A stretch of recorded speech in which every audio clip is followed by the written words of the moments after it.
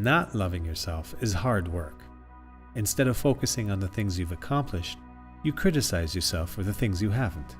Instead of being comfortable in your own skin, you pressure yourself to look a certain way, act a certain way, achieve certain things.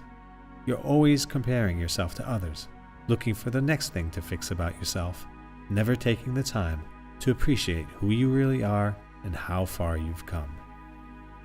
To not love yourself is such a difficult way to live. It makes you wonder why you keep doing it. The primary reason is that you continue to look for love from others instead of finding it in yourself. You demand that the people around you show up for you in precisely the right way, using the right words, doing the right things at the right time, so you feel loved in all the ways you don't love yourself. And if that isn't enough, you also need them to promise you love forever. Forever. That's how long you plan on not loving yourself. You can never win in conditional love. Every time your conditions are not met, it brings up fear of abandonment. It makes you feel unwanted and unlovable. You try to exert even more control to meet your needs for affection. Yet no matter how much you demand it from the world, your perfect, everlasting love remains elusive. But this is exactly how it's supposed to happen. You're supposed to experience the end of conditional love. You're supposed to wake up and realize that no one can love you just the way you expect to be loved, let alone forever. And most importantly, that no one can make you love yourself. Each time you feel let down by others, it points to where you've let yourself down. It points to stuck feelings that you're not enough.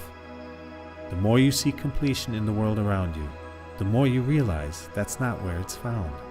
Rather, the letdowns remind you that the only thing that is permanent in your experience is you. Life is all about learning to love being you. Every time you realize yourself a little more, a deep recognition grows. Nothing about you can be discounted.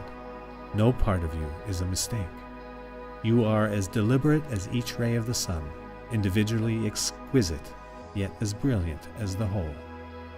Nothing can be more humbling and invigorating than to realize that your life force is the collective life force, that your breath is the collective breath, that your heart beats to the rhythm of life. You learn to love yourself by being you. That means engaging with the world in an authentic way every moment of the day. Every action and every thought is an opportunity to cultivate greater self-love. You're either loving yourself more or loving yourself less. As you establish your own source of love within, it takes the pressure off the people around you. You no longer need them to love you a certain way or make you feel whole. The love you feel for yourself is so abundant and overflowing that you gladly share it with others without expecting anything in return. What's more, you're free to receive love without needing it to look a certain way. It becomes clear that there are no limits on how much love can flow to you and from you, that there is no shortage of love in the world, that everlasting love is an inner state, that when you love yourself, you love life. Self-love knows no conditions and knows no end.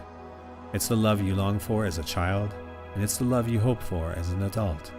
It's the love you look for in everything you do. Looking for love from others is where it starts. Finding it in yourself is where it ends. That special someone you dream of meeting, who loves you so deeply, so fully, so unconditionally, is not your partner, not your children, not your parents, not your best friend. The love of your life is not another person. The love of your life is you.